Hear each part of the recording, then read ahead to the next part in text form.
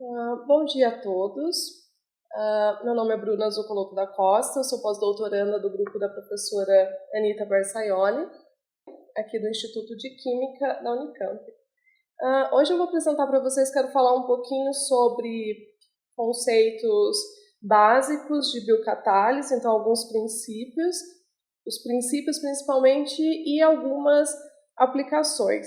A gente optou por fazer um webinar com conceitos relativamente básicos, visto que o público é bem diverso.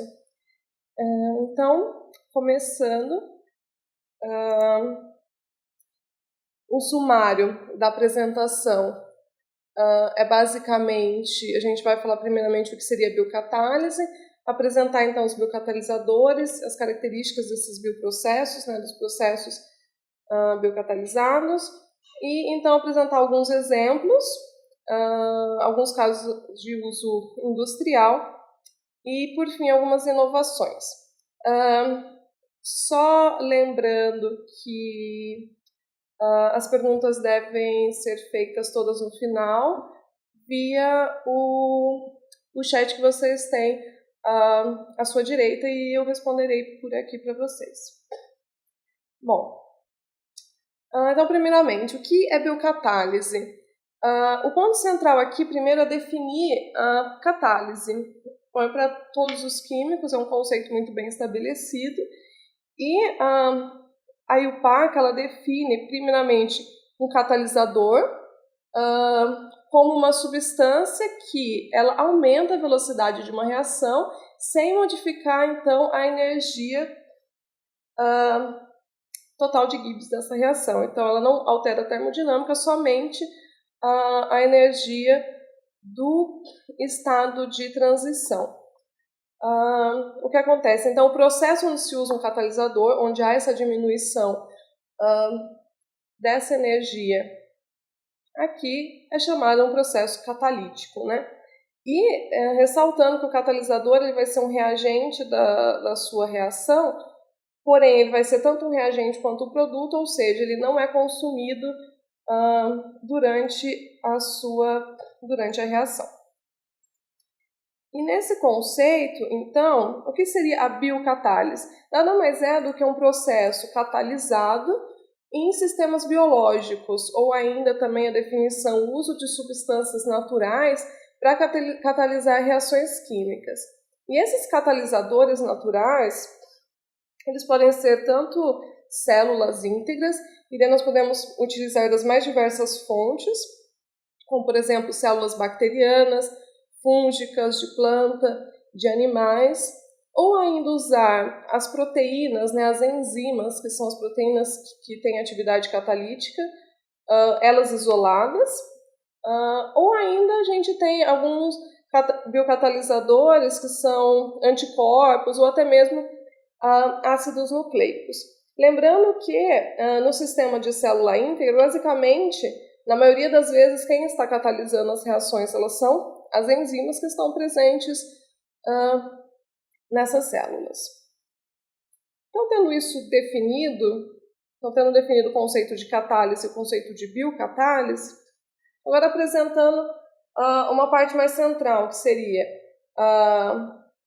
biocatalisadores, as características dos biocatalisadores e dos bioprocessos. Primeiramente, o que acontece? Na biocatálise, só retornando um pouquinho, na maioria das vezes a gente utiliza enzimas para a catálise de reações orgânicas. Então, grande parte dos slides seguintes serão definindo algumas características das proteínas e, por fim, das enzimas, pois elas são o centro dos processos biocatalíticos. Então, só definindo proteínas, né? Então, alguns conceitos básicos. Então, elas são polipeptídeos grandes e, por definição da IUPAC, são polipeptídeos que eles têm um peso molecular superior a 10.000. O que seria isso? Seria mais ou menos uns 100 aminoácidos. Então, elas consistem de longas cadeias, né, de aminoácidos ligados por ligações peptídicas. Sendo que a estabilidade dessas proteínas, assim como a função, e aqui seria muito importante, né, a função no caso das enzimas, ela depende tanto dessa sequência de aminoácidos, né, das proteínas, como também da estrutura tridimensional que essa cadeia de aminoácidos ela vai assumir. E aí que entra uma parte muito importante, que é a estrutura proteica. E ela é composta de 3 principais níveis, sendo o nível primário. Então, a estrutura primária é caracterizada simplesmente pela sequência de aminoácidos, sendo que, dando um exemplo, nós temos 20 aminoácidos essenciais naturais, sendo que se nós temos uma proteína com N aminoácidos, nós teríamos a possibilidade de 20 a N diferentes estruturas. E um exemplo aqui, para um simples pentapeptídeo, nós teríamos mais de 3 milhões de estruturas possíveis. Já a estrutura secundária, ela é caracterizada por um arranjo espacial de pedaços da cadeia de peptídeo. Então, algumas dessas partes, elas se organizam em alfa-hélices, como nós temos demonstrado aqui, ou em folhas betas. Essas duas são os principais tipos de estruturas secundárias encontradas nas proteínas. Seguindo, a estrutura terciária, ela já é então a organização, o arranjo 3D total de uma proteína. Então, nós temos a sequência de aminoácidos, esses aminoácidos, então, eles se organizam, parte deles se organizam, como podemos ver aqui, em alfa-hélices, outras partes em folhas betas, outras partes não têm uma estrutura definida, e como essas partes se organizam tridimensionalmente, então ela constitui a estrutura terciária da proteína. Essa estrutura ela é estabelecida para obter uma máxima estabilidade, ou seja, a menor energia possível. E nesse caso, como as proteínas geralmente estão em sistemas aquosos, tanto em células, né, nos sistemas in vivo quanto in vitro, então nós temos, geralmente as interações hidrofóbicas, elas estão localizadas no interior da proteína e deixando os resíduos, as partes hidrofílicas, para o exterior. Então, como está aqui estabelecido, essas interações hidrofóbicas, elas são uma das maiores contribuições para estabilizar essa forma, que geralmente é globular, das proteínas solúveis. E por fim, nós temos também a estrutura quaternária, que ela não está presente em todas as proteínas, visto que ela só está presente nas proteínas que contêm 2 ou mais cadeias de polipeptídeos, que são separadas. E a estrutura quaternária vai definir como essas cadeias de peptídeos elas vão interagir entre si. Então, aqui a gente tem um exemplo da hemoglobina, ela tem 4 subunidades, 2 alfas e 2 betas, então ela é um tetrâmero. Nessas unidades aqui destacadas, nós temos os grupos M. Bom, mas mais importante, quando a gente pensa em biocatálise, e falando sobre as proteínas e as enzimas, que são as proteínas com atividade catalítica, seria o sítio ativo dessas proteínas. Vai ser uma pequena parte da proteína, geralmente localizada no seu interior, que é uma região onde o substrato, ou seja, o composto que aquela enzima vai transformar, ou vai catalisar, né, uma reação química, ele se liga e é onde acontece também a reação química.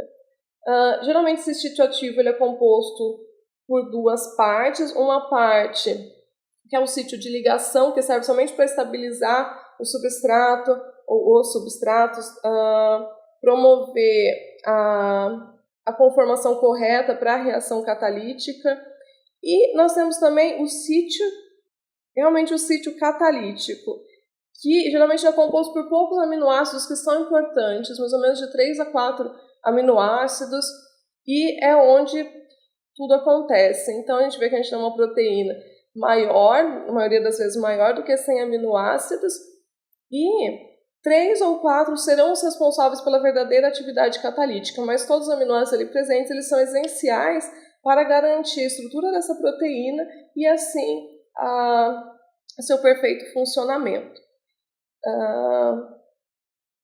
E essas enzimas, né, esses catalisadores, eles evoluíram na natureza ao longo de milhões de anos para catalisar de uma maneira mais efetiva possível todas as reações necessárias para os organismos vivos. Então, por isso toda essa especificidade, por isso essas milhões de opções das enzimas que nós temos é baseado nisso. Bom, indo um pouquinho mais para as características, como as enzimas funcionam? Nós temos duas propostas de como funciona o mecanismo das enzimas geral, né? Sendo que o primeiro deles estabelecido foi o sistema de chave e fechadura, onde era estabelecido que a proteína ela tem o seu sítio ativo perfeitamente desenhado para alocar o substrato ou substratos, então formando um complexo enzima-substrato, que depois vai acontecer a reação e liberar o produto. No entanto, o modelo mais aceito atualmente é um modelo de induced feed, que é o modelo tipo o modelo onde você tem a sua proteína e o sítio catalítico dela não é perfeitamente desenhado para esses substratos. No entanto, quando o substrato atinge o sítio ativo, ele interage com a sua proteína, ele se molda para o encaixe desses substratos, então a reação ela é catalisada, liberando o seu produto. E aí a gente estabelece uma equação dessas reações químicas, onde a gente vê que a primeira etapa a ser formada é um complexo entre a enzima e o substrato. A reação é então catalisada e nós podemos ter então um complexo enzima-produto para só então o produto ser liberado, tendo novamente a enzima no seu estado nativo e o produto. Ressaltando novamente que nessas interações enzima-substrato, grande parte da energia que ela é usada para acelerar essas reações, ela vem de interações fracas, que são ligações de hidrogênio, interações hidrofóbicas e iônicas entre o substrato e a proteína, que fazem então a diminuição da energia do estado de transição e o consequente aceleramento da reação. Então, falando nesse conceito sobre a cinética enzimática, só sempre ressaltando que as enzimas são catalisadores, então elas afetam as velocidades das reações e não o equilíbrio. Então, se nós temos uma reação que não é espontânea, o uso de uma enzima, como qualquer outro catalisador, não tornará essa reação espontânea. Mas quando nós temos uma reação favorável, a enzima ela vai acelerar, ou seja, aumentar a velocidade dessa reação. Então, aqui nós temos, como já apresentado no começo, à esquerda, como seria, então, a diminuição dessa energia do estado de transição e, consequentemente, o aumento da velocidade da reação. E, à direita, nós temos como seria uma reação catalisada por uma enzima, considerando o mecanismo de reação apresentado anteriormente, onde nós temos a formação do complexo enzima-substrato, depois a enzima-produto e, por fim, a liberação do produto. Então, nós teremos primeiramente a formação do complexo enzima-substrato, que já auxilia na diminuição da energia total do sistema, que então, a partir desse, entre o complexo enzima-substrato e o complexo enzima-produto, nós vamos ter então nossa diferença aqui de energia, que vai ser muito inferior àquela para o processo não catalisado. Então ela é basicamente formada de 3 passos, né? Formação do complexo enzima-substrato, a reação em si, que é onde nós determinamos então a energia dessa reação, e então a dissociação do complexo enzima-produto. E em geral, essa etapa de enzima-substrato para enzima-produto é a etapa limitante da velocidade da reação. E a maioria das enzimas, elas seguem um mecanismo de cinética conhecido como Michaelis-Menten, onde há uma dependência hiperbólica entre a velocidade inicial da reação e a concentração de substrato, como nós podemos ver no gráfico à esquerda. Então, considerando uma reação simplificada, como apresentado aqui, onde as etapas principais são a formação do complexo enzima-substrato e seguinte, nós temos já a liberação do produto, baseada nessa equação, é possível deduzir a equação de Michaelis-Menten para a velocidade inicial, que é essa descrita aqui, a qual tem esse comportamento, onde a constante de Michaelis-Menten ela é definida como a concentração no substrato aonde a velocidade inicial é igual à metade da velocidade máxima, como nós podemos observar aqui. O Km também ele pode ser definido então como a razão entre essas constantes, né? Sendo que quando a constante K2, que é a constante geralmente a mais determinante, né, da velocidade de reação, então ela vai ser a menor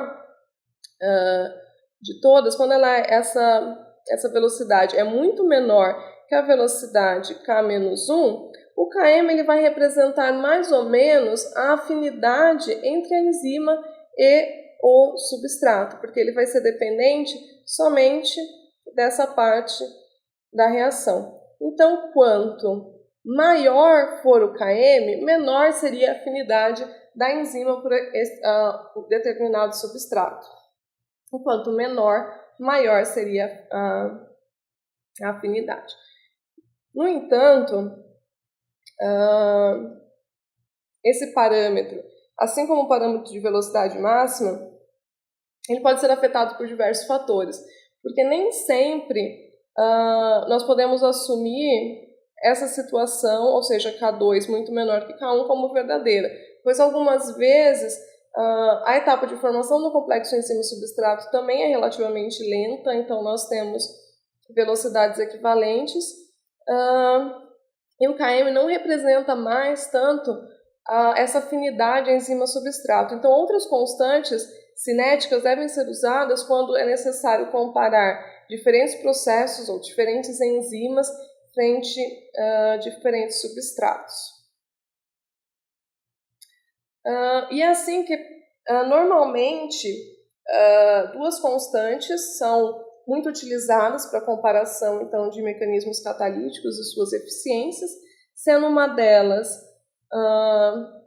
o kCat, que ele seria uma velocidade, uma frequência, né, um número de frequência reacional, onde ele seria igual à velocidade da etapa limitante, ou ele pode ser definido baseado na equação de Michaelis-Menten como a velocidade dividido pela concentração total de enzima.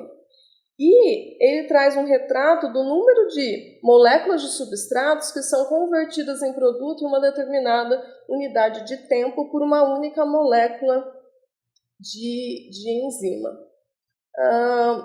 Esse parâmetro é muito usado para a comparação de diferentes enzimas e diferentes processos.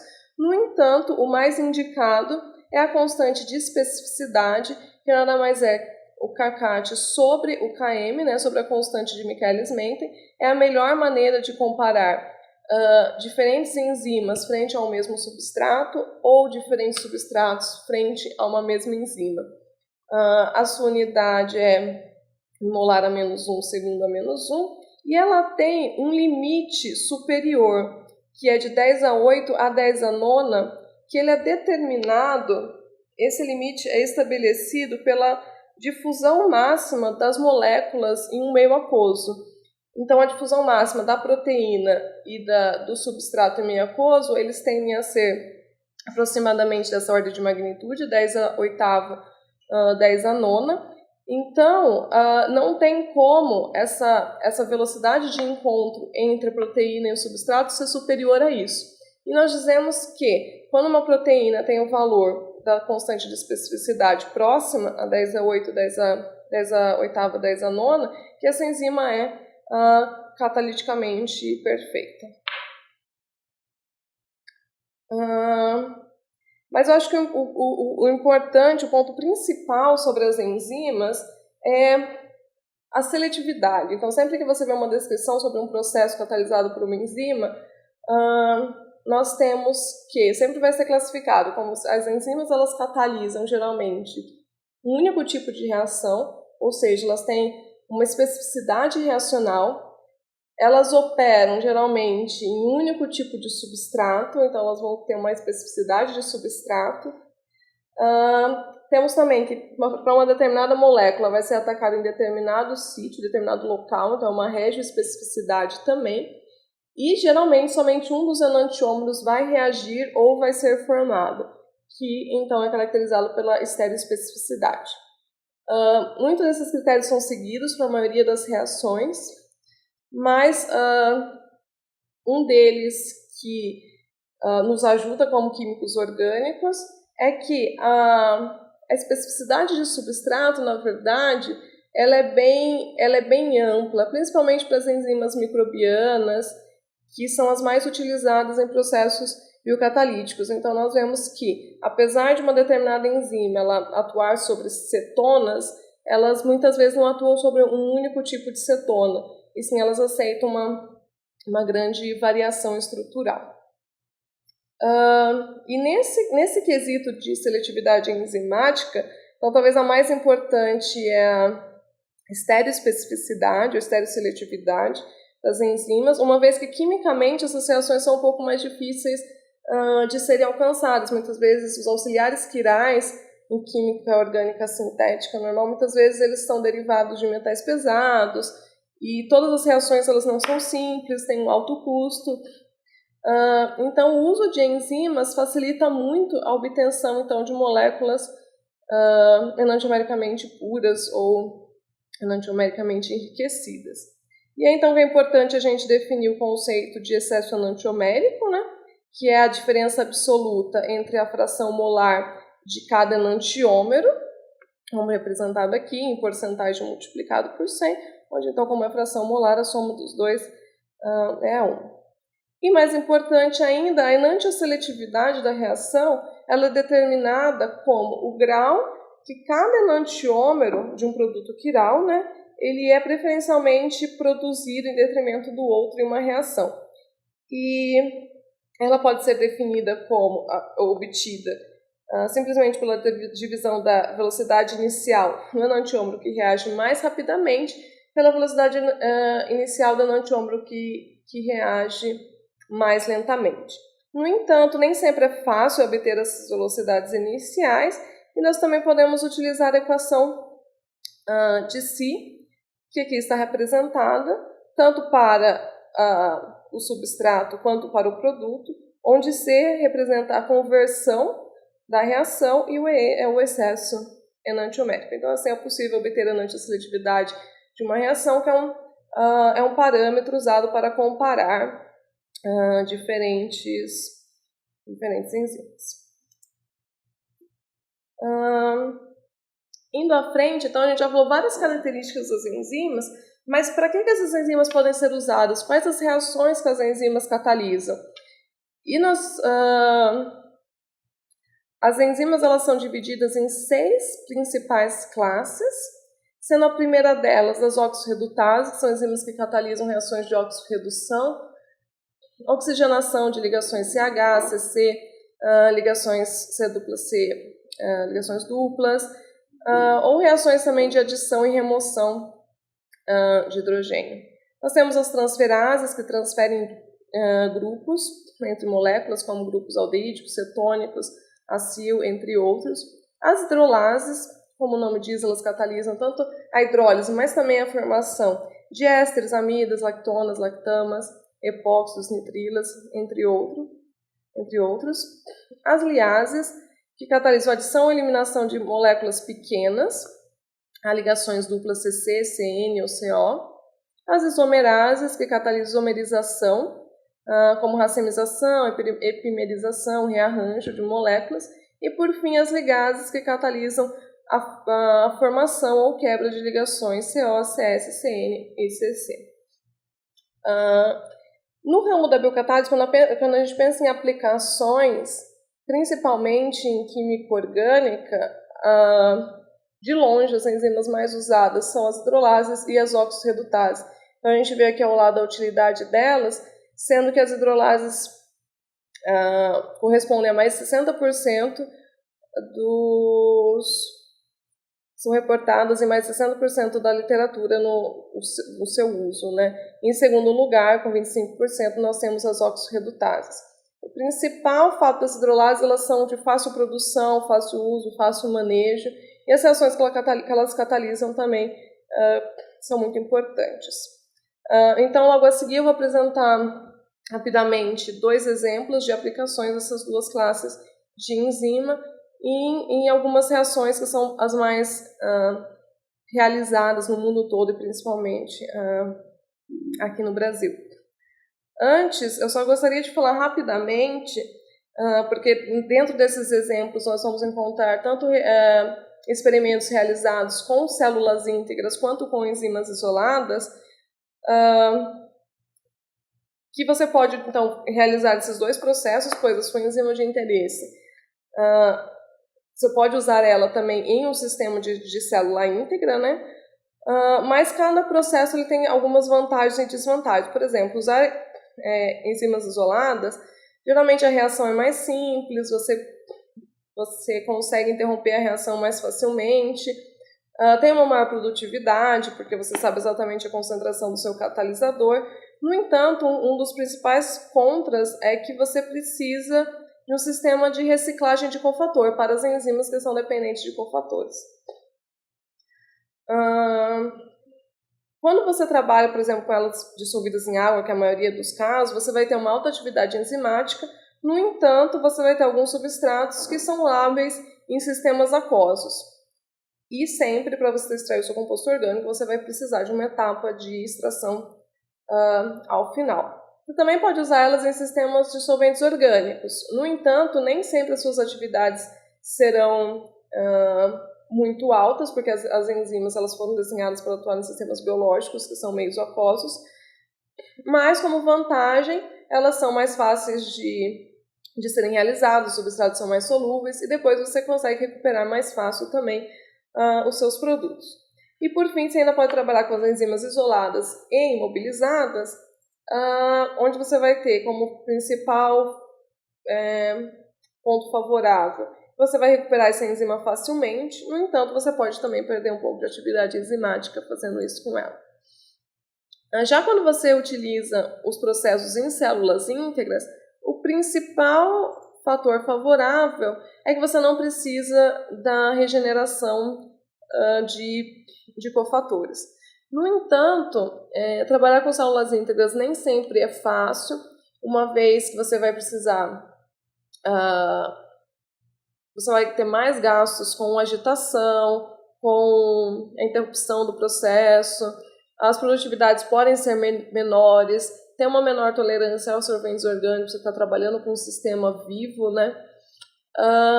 E você tem algumas possibilidades, como trabalhar com células em crescimento, onde você tem um pouco mais de atividade. No entanto, você tem que produzir uma alta quantidade de células. Você pode ter você pode ter outros produtos reacionais que não são interessantes, né, além do seu produto de interesse. Você pode usar células em repouso, onde elas não estão crescendo, né? É mais fácil se trabalhar com elas, só que você pode, no caso, você geralmente vai ter atividades menores do que quando você usa células em crescimento. E ainda você pode mobilizar essas células, assim como as enzimas, e você vai poder reutilizá-las, mas a imobilização, ela sempre, não sempre, mas ela pode, é sempre uma possibilidade que ela ocasione a diminuição da atividade. Então, partindo para algumas aplicações, as aplicações serão bem simples, só para ter uma ideia geral. A primeira delas será sobre a resolução cinética de álcools secundários. Ela é uma das reações mais reportadas na literatura, em termos de biocatálise, e uma das mais realizadas aqui no Brasil também.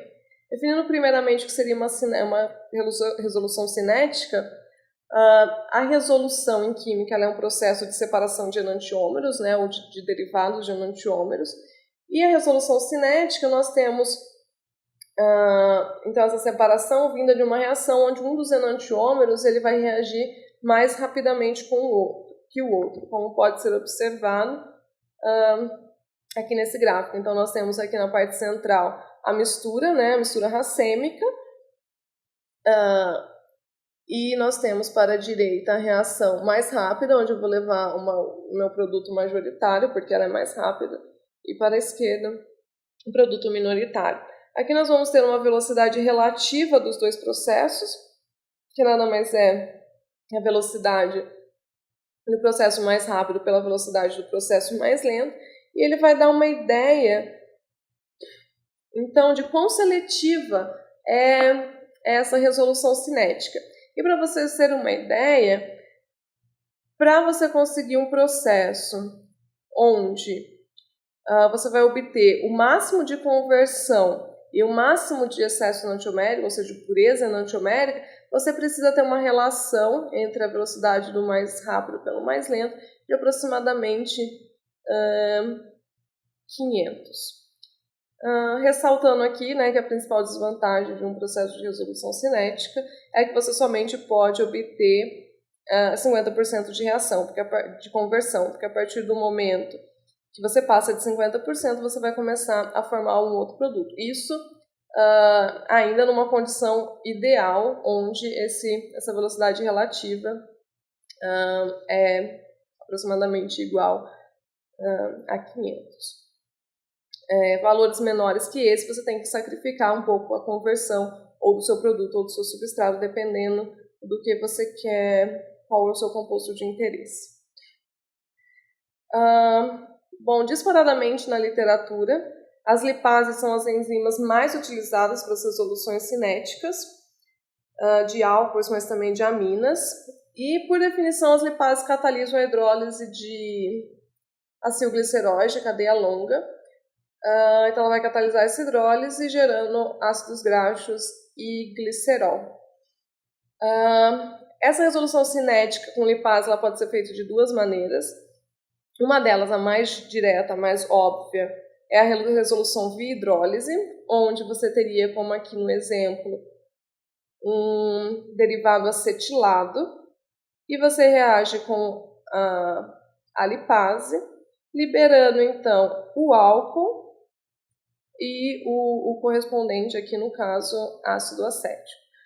Em uma condição ideal, você teria, por exemplo, nesse caso, somente a formação desse enantiômero, restando na mistura o enantiômero acetilado, que não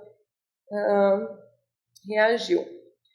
No entanto, essa resolução cinética com lipases, ela também... Bom, esse processo que eu acabei de explicar, ele é realizado em meio aquoso, porque é via uma hidrólise.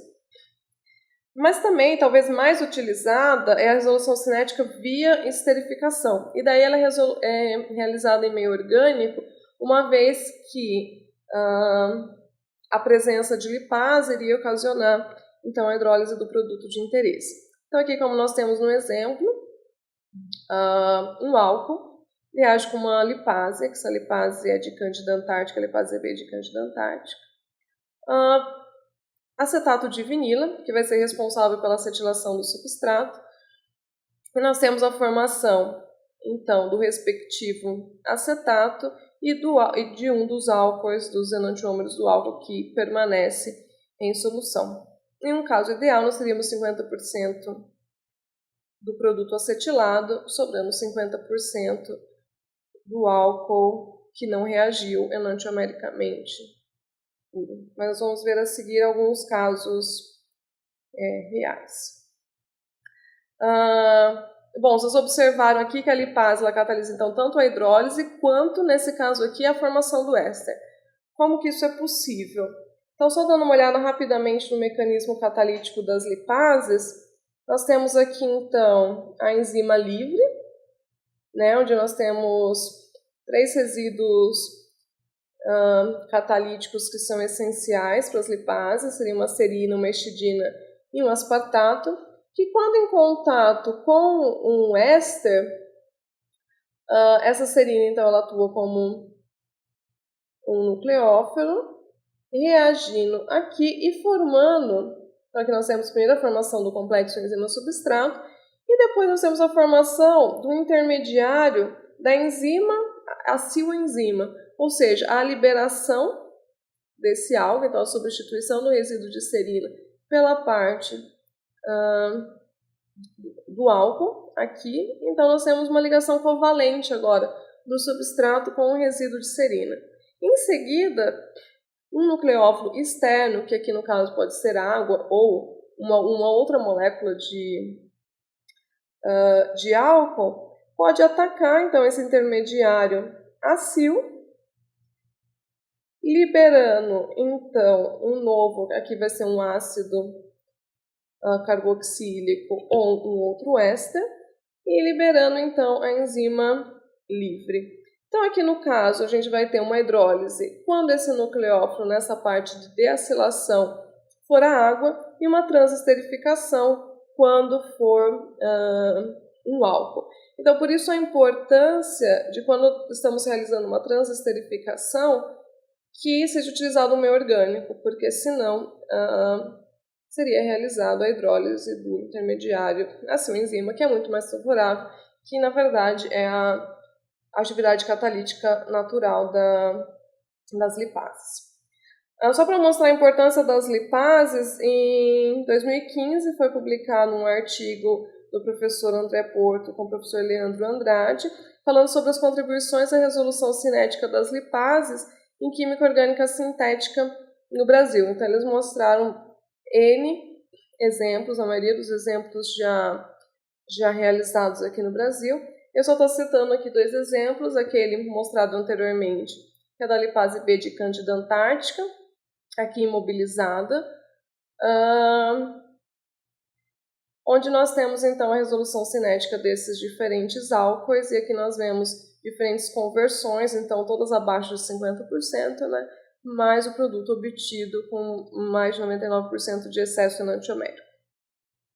E também esse exemplo de utilizando essa lipase de termomasses lanuginosos, onde nós temos a acetilação do indanol, e depois, via uma reação de Mitsunobu, mais 2 passos, é possível obter o mesilato da razagilina, que é uma droga utilizada no tratamento dos sintomas da doença de Parkinson. O segundo exemplo das oxirredutases também vai ser para, agora no caso, não para resolução cinética, mas para desracemização de álcoois, e será utilizando oxidorredutases. Os principais meios para fazer essa desracemização, eles podem ser utilizando 2 etapas seletivas, ou uma etapa seletiva e uma não seletiva, ou uma não seletiva e uma seletiva. Então, sempre partindo isso da mistura racêmica de álcoois, né? Então, mostrando esses exemplos, a maioria dessas reações, essa parte seletiva, quando a gente pensa em processos biocatalisados, serão realizados com álcool desidrogenases, e elas catalisam então a interconversão de álcoois a aldeídos e cetonas com respectiva redução de NAD a NADH ou algumas vezes de NADP a NADPH. O mecanismo enzimático está mostrado aqui. Elas são enzimas geralmente dependentes de zinco, Então, nós temos o nosso álcool aqui, ele se complexa, né? O alcóxido ele se complexa com o átomo de zinco. Então, é possível a transferência então, de hidreto para o NAD+, o que ocasiona, então, a oxidação do álcool à respectiva cetona. Dentre as opções, nós temos primeiramente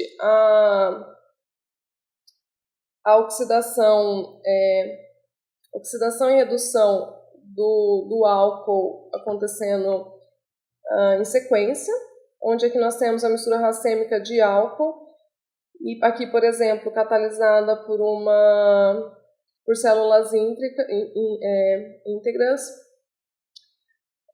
levando à oxidação seletiva do R enantiômero do álcool. Então, uma enzima isolada, ela leva à redução seletiva, né, dessa cetona formada e então acumula o enantiômero S. É possível também fazer a oxidação seletiva e a redução não seletiva, onde nós temos aqui um exemplo que foi realizado no grupo, onde a gente parte do racemato. Acontece uma oxidação S seletiva, então fica no meio o enantiômero R. Essa cetona produzida, então ela é uma redução aqui, é parcialmente S, mas ela leva novamente aos 2 enantiômeros, e esse ciclo leva à acumulação do enantiômero R. Então, nós podemos fazer a oxidação não seletiva e a redução estereosseletiva. Aqui nós podemos ver tanto um exemplo com uma única enzima, onde em um processo com 2 etapas, onde primeiro o álcool racêmico é totalmente oxidado, os 2 enantiômeros acetona, e depois ele é reduzido a um único álcool. E também um processo químico-enzimático, onde primeiro usa tempo e iodo, proporcionando então a oxidação total do álcool à acetona, então usado uma álcool desidrogenase para a produção de um único enantiômero do álcool. Passando rapidamente sobre alguns casos industriais de sucesso, primeiramente a síntese da sitagliptina, que é uma droga para tratar, um fármaco para tratar a diabetes.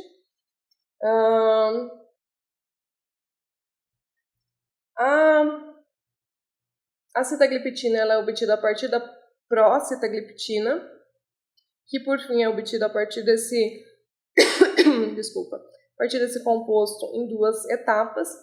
E primeiramente ela é feita por um processo químico-catalítico, aqui destacado em roxo. Então a Codexis desenvolveu, por volta de 2010, um processo biocatalítico, onde eles usam transaminase para a formação da sitagliptina e, por fim, eles fosforilam ela. As principais vantagens do método biocatalítico que eles obtiveram, eles têm um incremento de 10 a 13% no rendimento da reação, 53% de aumento na produtividade, 19% de redução no total de resíduo gerado, eliminou o uso de metais pesados, como aqui a gente pode ver, que utilizava ródio, e também diminuiu, então, por todos esses fatores, o custo total de produção. Outro caso de sucesso é a síntese da atorvastatina, que é uma droga para tratamento contra a diminuição do colesterol. E diversas rotas biocatalíticas são utilizadas para a obtenção desse intermediário, que então é utilizado na síntese da atorvastatina. Como você pode ver, ele está destacado aqui. E só essa parte quiral, essa cadeia lateral quiral, são produzidas mais de 220 toneladas por ano dela. Aqui nós temos 3 rotas diferentes. A rota 1 foi desenvolvida pela empresa Codexis, a rota 2 pela Dow, e a rota 3 pela Diversa. A rota da Codexis ela usa cetorredutases e alodesidrogenases, alidrina desidrogenases, para obter esse intermediário. E eles têm diversas vantagens, como excelente seletividade e rendimento, única etapa de purificação, são processos verdes e seguros, entre outras. E é um processo que já está em comercialização. Um segundo processo realizado pela Dow, usa nitrilases, é um processo quimioenzimático que usa nitrilase. E como vantagem, ele tem um material de partida barato, ele é muito, a etapa enzimática é bem, e também tem baixo custo, porque eles produzem em casa, né, na própria empresa, a enzima em Pseudomonas fluorescens. No entanto, esse processo de ácido cianídrico em condições alcalinas, né, com calor, precisa de alguns equipamentos especiais para purificação e tem algumas etapas com baixo rendimento.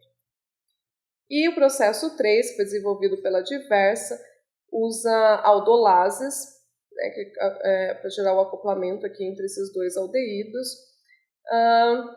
E aqui eles comparam, primeiramente eles faziam com uma enzima selvagem, mas depois, ao desenvolverem essa enzima, o processo foi muito melhorado. Por exemplo, o tempo de reação passou de 6 dias para 3 horas, e é muito mais prático agora. Vou tentar passar rapidamente por essa parte. A gente falou de algumas coisas básicas de biocatálise, mas, na verdade, uma parte mais de inovação, mas uma coisa que já vem sendo praticada há muitos e muitos anos. Primeiramente, a evolução das enzimas, porque nem sempre as enzimas selvagens, as enzimas naturais, elas possuem uma atividade catalítica perfeita ou desejada. Então, isso pode ser obtido pela evolução direta de enzimas, onde você pode ter uma proteína modelo e você pode ir mudando resíduos específicos de aminoácidos para melhorar a atividade catalítica dela, tanto acelerar as reações, quanto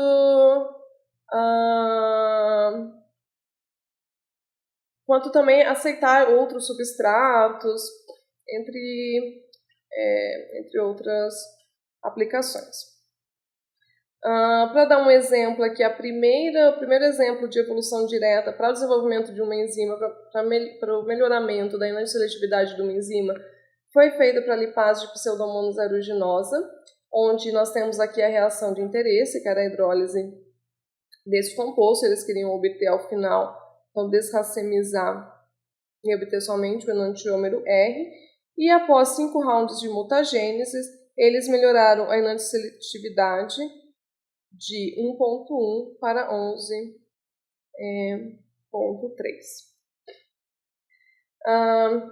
Um outro exemplo muito clássico é o que a gente já falou da síntese da sitagliptina, que a enzima que eles utilizaram é uma transaminase de Arthrobacter, essa transaminase, que é a ATA117 da Codexis. Eles fizeram 11 rounds de mutação para obter a melhor enzima possível para catalisar essa reação. Então aqui a gente pode ver todos os sítios que foram alterados. E um último exemplo, o caso das monoamino-oxidases, é uma enzima de interesse que a gente está trabalhando aqui no grupo. Essas enzimas, elas catalisam a oxidação seletiva de aminas, as suas respectivas iminas, utilizando o FAD como cofator, e elas são muito utilizadas então na desracemização de aminas, desracemização quimioenzimática, onde nós temos esse ciclo de uma oxidação seletiva e uma redução não seletiva.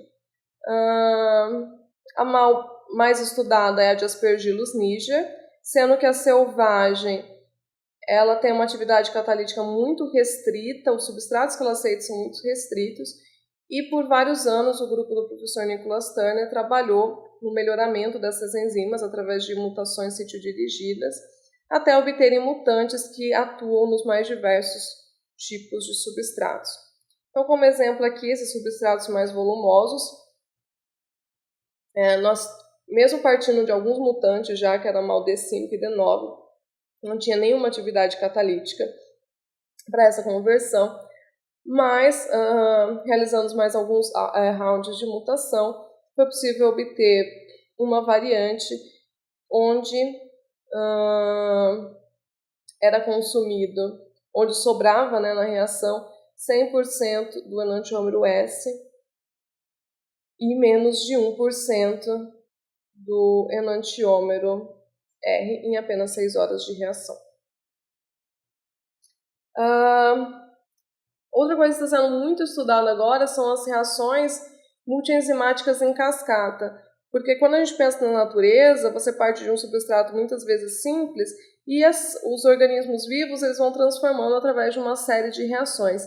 Simular isso em laboratório é muito útil, uma vez que você não precisa ficar isolando intermediários e você parte da vantagem, no caso das enzimas, que geralmente elas são compatíveis, porque todas atuam em meios semelhantes. Então, essas cascatas biocatalíticas, elas são definidas como processos enzimáticos que constituem de duas ou mais etapas, que objetivam, então, a produção de compostos químicos de valor agregado. Então, no cenário ideal, nós teríamos um substrato que passaria por uma reação enzimática, formando um intermediário, por uma segunda reação enzimática, formando um outro intermediário, e uma terceira reação enzimática, formando o produto, e assim por diante, quantas reações fossem necessárias para produzir o produto de interesse. As principais vantagens a mais direta, a geração de complexidade estrutural, então você parte de um substrato que é mais simples até gerar um produto de maior complexibilidade. Esse tipo de reação, ela geralmente desloca o equilíbrio em favorecimento dos produtos, porque um substrato é o produto da reação anterior. Você também evita inibição enzimática, né, pelo produto, pelo substrato. Tem simplicidade operacional, ou seja, não tem que ficar extraindo, não tem que ficar interrompendo a reação entre um intermediário e outro. Você consome rapidamente intermediários tóxicos e instáveis e, por consequência de tudo isso, você tem um consumo reduzido de reagentes químicos, energia, espaço e tempo. As cascatas elas podem ser classificadas mais ou menos em 4 tipos: a linear, como já apresentado, onde o substrato para a próxima reação é sempre o produto da reação anterior, como aqui demonstrado, e aqui nós temos um exemplo de desracemização de álcool. Pode ser uma cascata paralela, onde nós temos um substrato levando a um produto, e aqui com formação, com consumo conjunto de um outro substrato gerando um outro produto que vai ser importante, então, para a segunda reação. Então, nós temos a formação de 2 produtos de interesse, e aqui nós temos o exemplo dessa racemização de álcool conjunta com uma oxidação de sulfeto. As cascatas ortogonais, que são as mais utilizadas comumente, mas a gente às vezes nem pensa que são cascatas, porque são sistemas onde nós temos a regeneração de cofatores. E aqui o exemplo, então, essa redução de uma acetona e a regeneração do NADH, utilizando diferentes enzimas.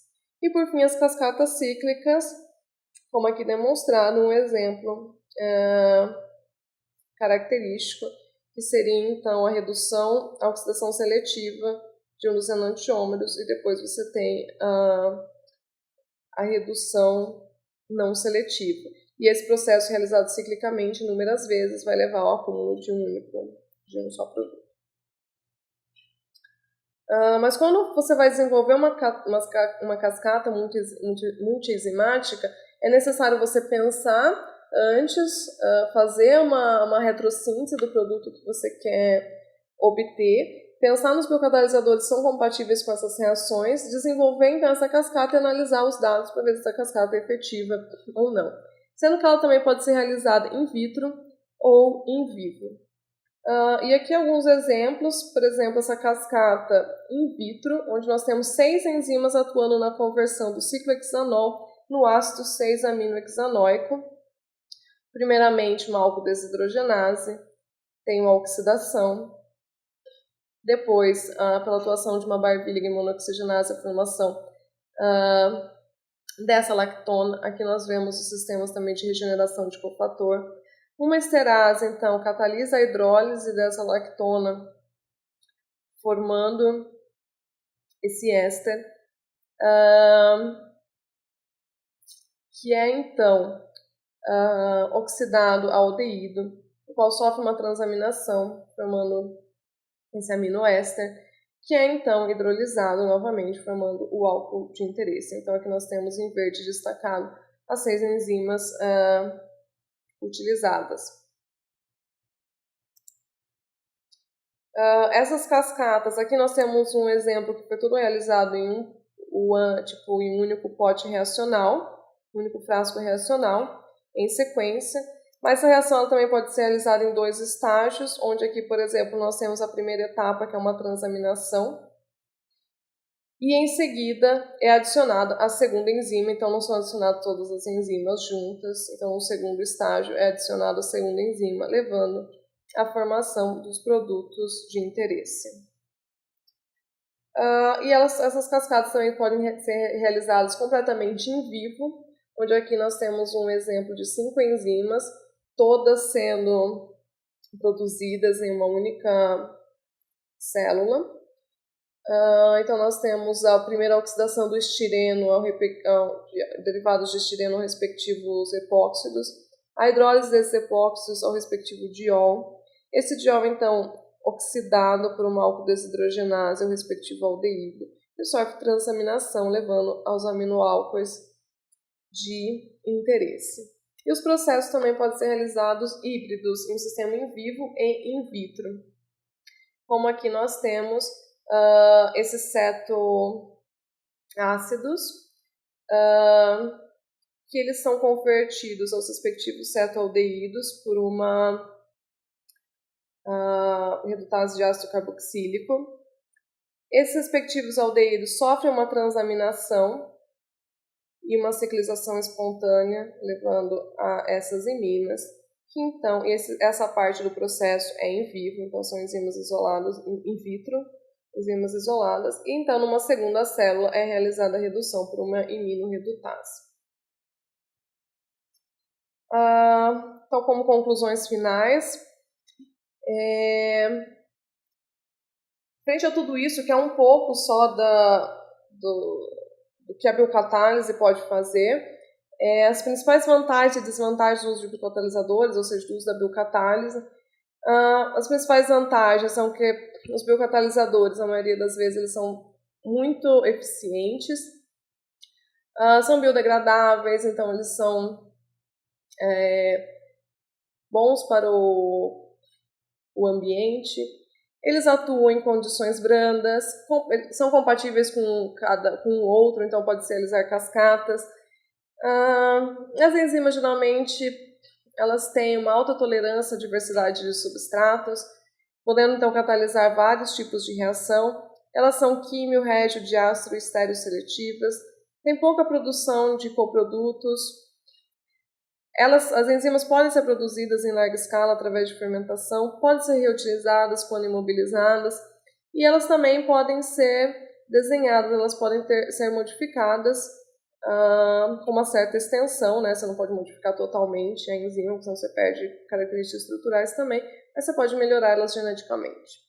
Mas também os processos apresentam desvantagens, como as enzimas, os biocatalisadores, eles são instáveis quando comparados a catalisadores químicos, mesmo quando você trabalha em meios aquosos.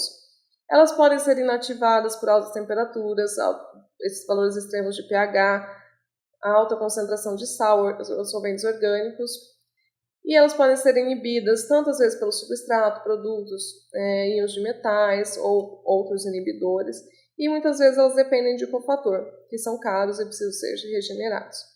E ainda reações alérgicas às enzimas, elas são possíveis. Bom, como esse centro ele é um centro para química sustentável, a biocatálise é totalmente compatível com os conceitos de química verde, porque então ela previne a geração de resíduos, ela aumenta a economia atômica, não usa compostos perigosos, né, para a síntese. E assim, todas as vantagens da química verde, todos os requisitos da química verde, a maioria deles, a biocatálise, ela sana. Então, é uma metodologia muito indicada para cumprir com esses requisitos. E, por fim, só finalizando agora realmente, só mostrando um pouco da importância, né, como a biocatálise ela é muito importante já há mais de 20 anos para a química, para diversos processos industriais, e continua, e essa importância ela só vem aumentando no meio científico. Então diversas revisões são publicadas todos os anos mostrando a importância da biocatálise, e agora principalmente em química orgânica sintética, e como ambas podem trabalhar junto para a obtenção de compostos então estruturalmente mais complexos e gerando então uma aplicação direta industrial. Muito obrigada a todos pela atenção, desculpa pelo longo seminário e estamos abertos para perguntas. Bom, a professora Denise, ela já colocou alguns comentários aqui. Primeiro, uma colocação: existe outro mecanismo aceito para seleção de conformação? Desculpa, professora, eu não entendi a primeira pergunta. Quanto à segunda, como esses mutantes afetam a estrutura e dinâmica, a qual mutante, qual slide que é essa pergunta? E quanto à última, de que forma tem sido o planejamento de biocatalisadores via evolução direta? Eu acho que, primeiramente, quando tudo começou, quando a evolução em engenharia genética desses biocatalisadores começaram a serem desenvolvidas, primeiramente foi para melhorar a atividade catalítica das enzimas no sentido só de torná-las mais rápidas ou mais estáveis a temperaturas. Então, na maioria das vezes, era mutações randômicas. A partir do momento passou a ser sítio dirigida, né? E atualmente o foco é muito em realmente ou aumentar a atuação catalítica dessas enzimas, ou, por exemplo, elas atuam num tipo específico de substrato. Você quer ampliar o sítio ativo para atuação em substratos maiores. Então, o desenho é feito selecionando diretamente esses resíduos que são mais importantes. Atualmente também o que é muito feito você tem muitos bancos de sequências, né, de genomas e de sequências de proteína. Então, os pesquisadores já vão direto nos bancos, buscando a proteína de interesse. Muitas vezes nem vão direto não vão no micro-organismo e fazem a produção dessa enzima. Eles vão direto no genoma, compram a sequência, né, sintética dessa proteína e produzem, e depois já vão modificando ela para melhorar a sua atuação catalítica. Não sei se eu respondi, qualquer coisa você pode complementar a sua pergunta, Denise. Respondendo à pergunta da professora Cíntia, você poderia comentar de forma geral os mecanismos das reações orgânicas catalisadas por enzima e por reagentes catalisadores?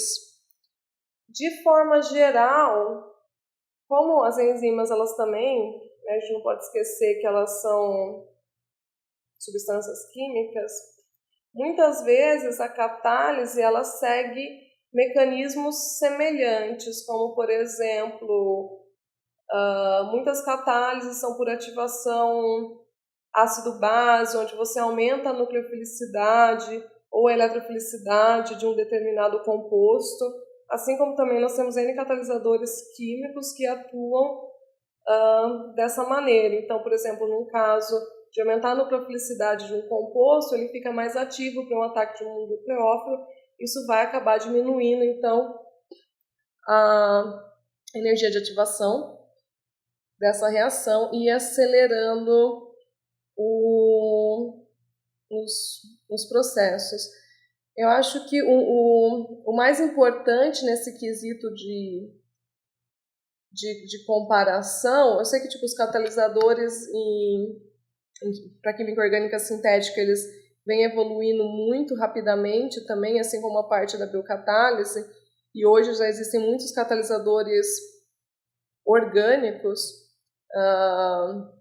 mas por muito tempo esses catalisadores para química orgânica sintética, eles eram derivados de metais, na sua maioria das vezes metais pesados.